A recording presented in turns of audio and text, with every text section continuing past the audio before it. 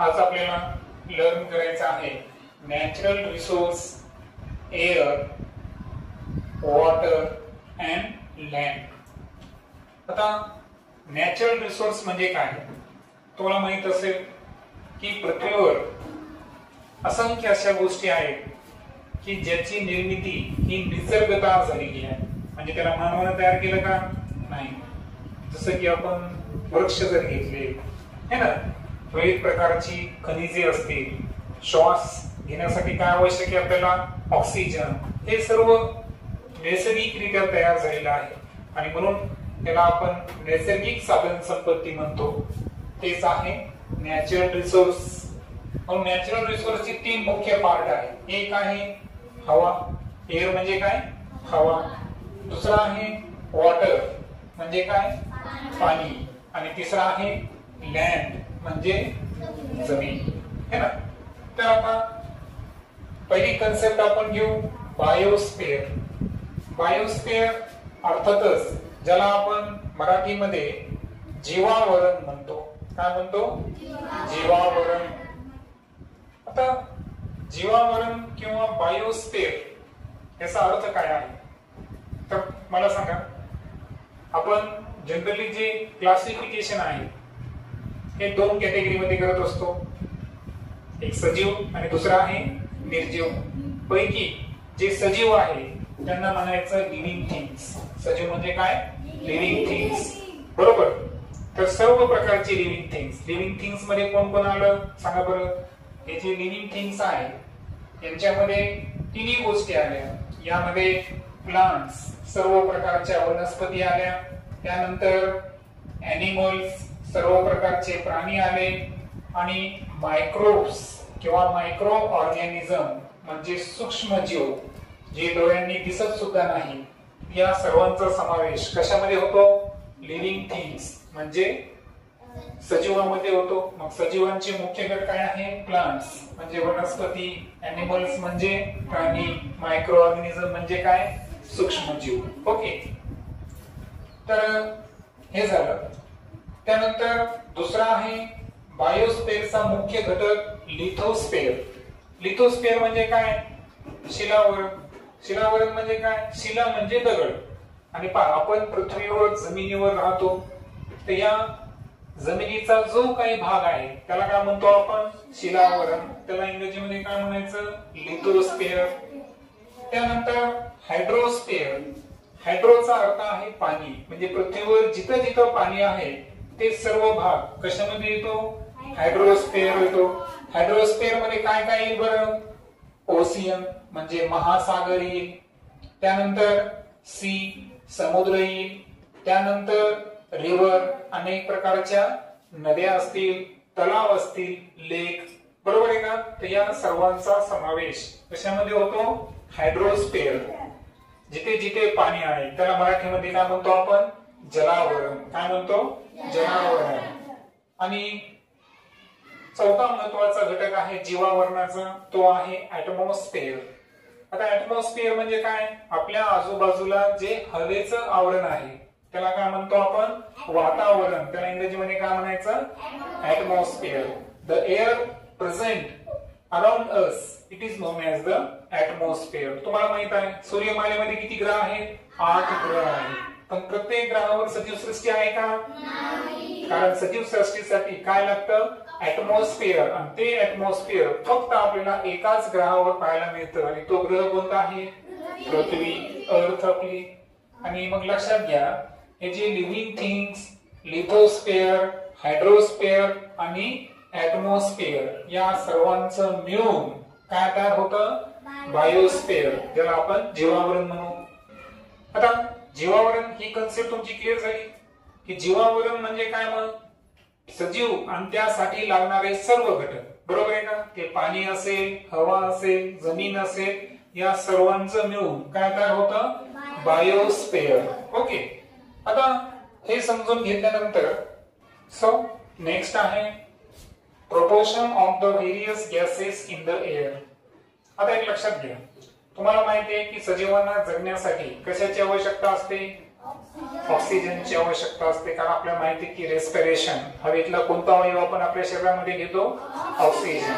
पण ओव्हरऑल जर पाहिलं आपण तर हवेमध्ये सर्वात जास्त प्रमाणात असणारा जो गॅस आहे तो कोणता आहे? नायट्रोजन. तो असतो 78%. किती असतो? 78%. त्यानंतर दुसऱ्या क्रमांकाला आहे जो ज्वलनासाठी है ना आणि श्वसनासाठी महत्वाचा आहे, बर्निंग प्रोसेस आणि रेस्पिरेशन, त्यासाठी आवश्यक असणारा कोण आहे? ऑक्सिजन.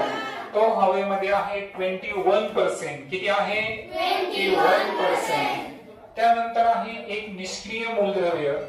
निष्क्रिय का? कारण ज्याची रिएक्शन दुसऱ्या मूलद्रव्यांसोबत सहसा होत नाही, म्हणून त्याला निष्क्रिय मूलद्रव्य किंवा इनर्ट गॅस म्हणतात. तो इनर्ट गॅस आहे अरगॉन. कोणता आहे? अरगॉन हवेमध्ये आहे 0.9%. किती आहे? 0.9%. त्यानंतरचा आहे कार्बन डायऑक्साइड, ज्याला आपण CO2 सुद्धा म्हणतो. पहा, नायट्रोजन आहे ना, त्याला N2, ऑक्सिजन O2, अरगॉन साठी AR. तसंच कार्बन डायऑक्साइडचा जो मॉलिक्युलर फॉर्म्युला आहे तो कोणता आहे? CO2. त्याचं पर्सेंटेज किती आहे? 0.03%. किती आहे? 0.03%. आणि अदर कॉन्स्टिट्युएंट्स. अदर कॉन्स्टिट्युएंट्स मध्ये काय येतं माहितीये का? पाण्याची वाफ, वॉटर वेपर्स है ना, डस्ट असते काही प्रमाणात आणि इतर काही गॅसेस, हे जे आहेत हे हवेमध्ये आहेत 0.07%. किती आहे? 0.07%. ते आहे major constituents of the air है ना. एअर मध्ये प्रेझेंट असणारे जे गॅसेस आहेत तर ते तुमच्या लक्षात आले असेल, बरोबर. आता यामध्ये एक लक्षात ठेवायचं, पण जेव्हा आपण श्वास घेतो तेव्हा कोणता वायू आपण बाहेर शरीराच्या आतमध्ये घेतो? ऑक्सिजन. आणि जेव्हा आपण श्वास सोडतो तेव्हा कोणता वायू बाहेर टाकतो? Carbon dioxide. हे आपण रेस्पिरेशन मध्ये डिटेल मध्ये बघणार आहोत नंतर. आता पुढे जर गेलो आपण तर लेयर्स ऑफ अर्थ ऍटमॉस्फिअर.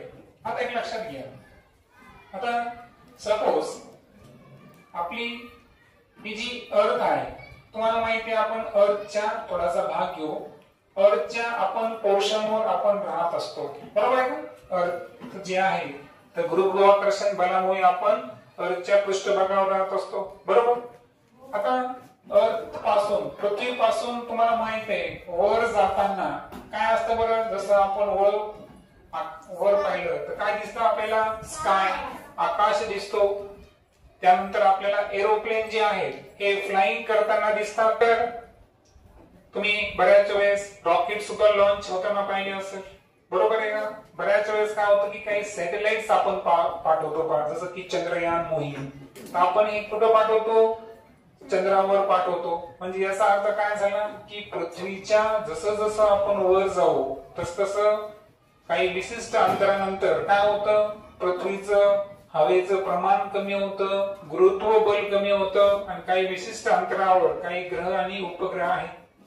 आता पृथ्वीच्या आजूबाजूला आपण पाहिलं की ऍटमॉस्फिअर आहे ना, वातावरण आहे. मग या वातावरणाचे वेगवेगळे थर सुद्धा आहेत.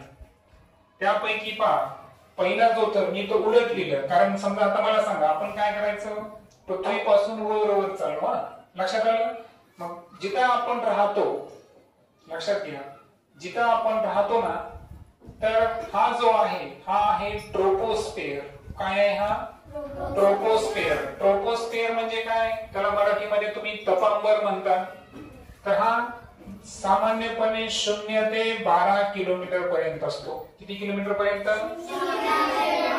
म्हणजे आपल्या पृथ्वीच्या पृष्ठभागापासून 12 किलोमीटर उंचीपर्यंत जर गेलो आपण तर काय असतं? ट्रोपोस्फिअर. त्यानंतर जो दुसरा वातावरणाचा थर आहे तो आहे स्ट्रॅटोस्फिअर. कोणता आहे? स्ट्रॅटोस्फिअर, त्याच्यावरचा, बरोबर आहे का? आता हा स्ट्रॅटोस्फिअर जो आहे ना, हा 12 किलोमीटर पासून तर अप्रॉक्सिमेटली किती किलोमीटर पर्यंत असतो? 50 किलोमीटर पर्यंत असतो. त्यानंतर तिसरा जो थर आहे वातावरणाचा त्याच्याही वर, तर हा तिसरा थर कोणता आहे? मेसोस्फिअर. कोणता आहे? मेसोस्फिअर. हा किती उंचीपर्यंत आहे? तर हा आहे 50 किलोमीटर ते 90 किलोमीटर पर्यंत. ओके. त्यानंतर त्याच्या वरचा थर आहे थर्मोस्फिअर किंवा आयनोस्फिअर. त्याला मराठीमध्ये आपण आयनांबर म्हणतो. आलं लक्षात? पहा, ट्रोपोस्फिअर म्हणजे काय?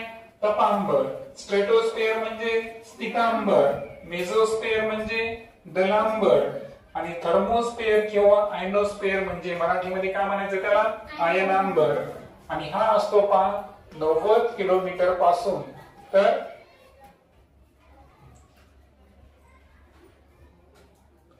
800 किलोमीटर पर्यंत. ओके. तर हा आहे कोणता थर झाला? हा थर्मोस्फिअर. आणि सो वातावरणाचा जो चौथा थर आपण थर्मोस्फिअर पाहिला होता किंवा आयनोस्फिअर. तर यासाठी मी काय अक्षर वापरतो? टी. आणि त्याच्याही वर आणखीन एक थर आहे पहा वातावरणाचा सर्वात शेवटचा. त्याला काय म्हणायचं?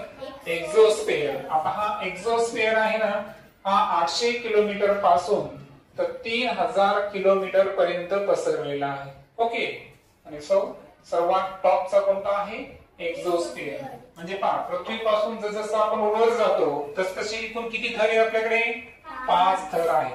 0 ते 12 किलोमीटर पर्यंत काय आहे म्हणा? ट्रोपोस्फिअर. तपांबर. 12 ते 50 किलोमीटर पर्यंत आहे स्ट्रॅटोस्फिअर. काय आहे? स्थितांबर. 50 ते 90 किलोमीटर पर्यंत आहे मेसोस्फिअर. दलांबर.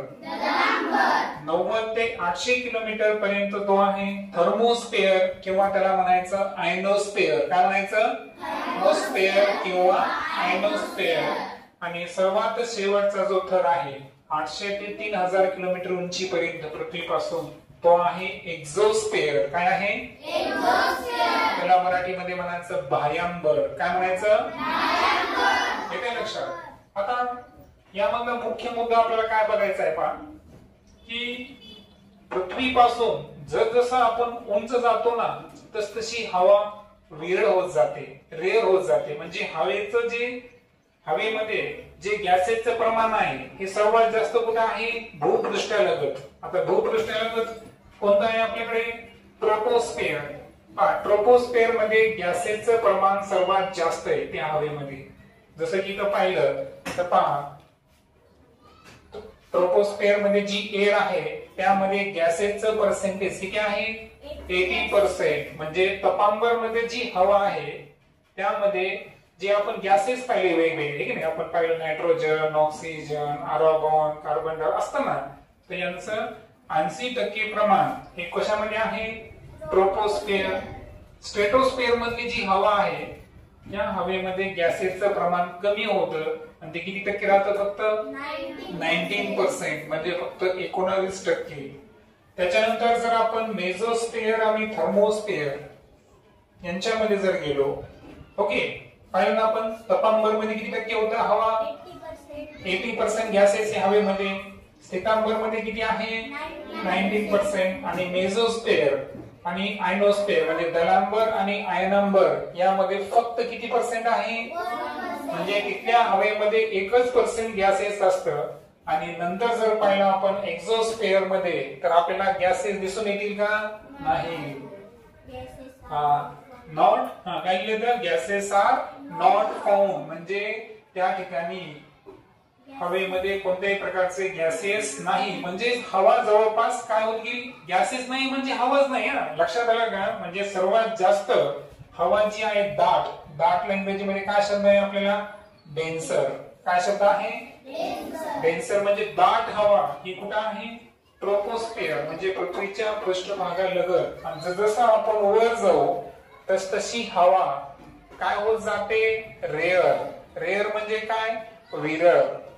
रेअरचा अर्थ काय आहे? विरळ. म्हणजे हवेचं प्रमाण जसं आपण वर जातो तसं हवेचं प्रमाण काय होत जातं? कमी. हवेचं प्रमाण म्हणजे हवेमधील जे गॅसेस आहेत, वायू आहेत, त्यांचं प्रमाण काय होत जातं? कमी होत जातं. आणि सर्वात शेवटी आता आपण पाहिलं की एअर मध्ये बरेच गॅसेस आहेत, त्यांचा काही वापर आपण पाहू. ठीक आहे. पहिला आहे नायट्रोजन. कोणता आहे? नायट्रोजनचा वापर काय आहे? Build proteins. पहा सजीवांमध्ये प्रथिनांची आवश्यकता असते. प्रथिनाला इंग्रजीमध्ये काय म्हणायचं? प्रोटीन्स. तर हे प्रोटीन्स मध्ये कोणता एलिमेंट असतो? नायट्रोजन. त्यानंतर प्रोडक्शन ऑफ अमोनिया. पहा अमोनियाचा फॉर्म्युला आहे NH3. काय आहे? NH3. तर या अमोनियाच्या निर्मितीसाठी सुद्धा कशाचा वापर होतो? नायट्रोजनचा. त्यानंतर airtight packaging of food stuff. आणि जे खाद्यपदार्थ आहे ते हवाबंद डब्यामध्ये पॅक करण्यासाठी कशाची आवश्यकता असते? नायट्रोजनची. चिप्सच्या पाकिटमध्ये पाहिलं का हवा भरली असते का? काय असतं? नायट्रोजन. त्यानंतर आहे ऑक्सिजन. ऑक्सिजनचे दोन वापर आहे. रेस्पिरेशन म्हणजे काय? श्वास घेण्यासाठी सजीवांना जगण्यासाठी काय लागतो? ऑक्सिजन. दुसरा आहे कंब्युशन. कंब्युशन म्हणजे काय? ज्वलन. कोणता आहे तुम्हाला माहितीये का? कागद आपण पृथ्वीवर पेटवू शकतो, चंद्रावर पेटवू शकतो का? कारण चंद्रावर काय नाही? ऑक्सिजन. म्हणजे ज्वलनासाठी कंब्युशन साठी कशाची गरज आहे? ऑक्सिजनची. त्यानंतर आहे कार्बन डायऑक्साइड. पहिलं काम आहे फोटोसिंथेसिस. तुम्हाला माहिती आहे वनस्पती स्वतःचं अन्न स्वतः तयार करतात. कशामुळं? प्रकाश संश्लेषण. कारण त्यांच्यामध्ये हरित द्रव्य असतं. त्या सूर्यप्रकाशाच्या मदतीनं त्यांच्या पानामध्ये ते कार्बन डायऑक्साइड आणि पाणी वापरून काय तयार करतात? अन्न तयार करतात. आणि तिथं ऑक्सिजनची काय होते? निर्मिती. त्याला काय म्हणायचं? फोटोसिंथेसिस. ते नंतर बघू आपण. त्यानंतर फायर एक्सटेन्शन. आग विझवतो आपण. कधी आग विझवताना पाहिलं का? पांढरा धूर निघतो का? त्याच्यामध्ये CO2 असतो. आर्गॉन हा जो हवेमधला एक निष्क्रिय मूलद्रव्य आहे त्याचा वापर कशामध्ये होतो? इलेक्ट्रिक बल्ब म्हणजे जो विजेचा बल्ब असतो, दिवा असतो त्याच्यामध्ये. त्यानंतर हेलियम हा सुद्धा एक निष्क्रिय मूलद्रव्य आहे. पहा प्रत्येकाची संज्ञा लक्षात घ्या तुम्ही. पहा नायट्रोजनची काय सांगितली मी तुम्हाला? N2. ऑक्सिजन एक काम करू, संज्ञा येतो फक्त. नायट्रोजनची N, ऑक्सिजनची O. आता हा एलिमेंट नाही तर हा कंपाऊंड आहे. त्याचं काय आहे? CO2. आर्गॉन साठी काय वापरतो आपण? Ar. हेलियम. हेलियम साठी काय संज्ञा आहे? He. Obtaining low temperature. जर कमी तापमान मिळवायचं असेल, काय मिळवायचं असेल? कमी तापमान, तर कशाचा वापर करायचा? Helium. Generating lift in airship. पहा हेलिकॉप्टरला पंख असतो, विमानाला पंख असतो का? मग ज्यांना पंखा नसतो अशा विमानाच्या इंजिन मध्ये कशाचा वापर केलेला असतो? हेलियमचा. त्याच्यामुळे त्याला काय मिळते? लिफ्ट. पुढे डायनेमिक लिफ्ट नावाची कन्सेप्ट आहे, ते तुम्ही नंतर शिकणार. त्यानंतर आहे निऑन. निऑन साठी काय वापरायचं? Ne. हा सुद्धा एक निष्क्रिय वायू आहे. डेकोरेटिव्ह लाईट्स म्हणजे जे सजावटीसाठी आपण लाईट वापरतो ना, त्याच्यामध्ये स्ट्रीट लाइटिंग म्हणजे जे विजेचे दिवे असतात रस्त्यानं, खांब ना रस्त्यानं जी लाइटिंग असते, तर त्यासाठी कशाचा वापर होतो? निऑनचा. त्यानंतर आहे क्रिप्टॉन. क्रिप्टॉन साठी संज्ञा काय आहे? Kr. Fluorescent tube. ती ट्यूबलाइट पाहिली असेल ना तुम्ही? त्या फ्लोरोसेंट ट्यूब मध्ये कशाचा वापर होतो? क्रिप्टॉन. आणि फायनली आहे झेनॉन. झेनॉनची संज्ञा काय आहे? Xe. Flash photography. फोटोग्राफी मध्ये पाहिलं ना तुम्ही, फ्लॅश पडतो आहे की नाही, तर त्या फ्लॅश फोटोग्राफी मध्ये कशाचा वापर केलेला असतो? झेनॉनचा वापर केलेला असतो.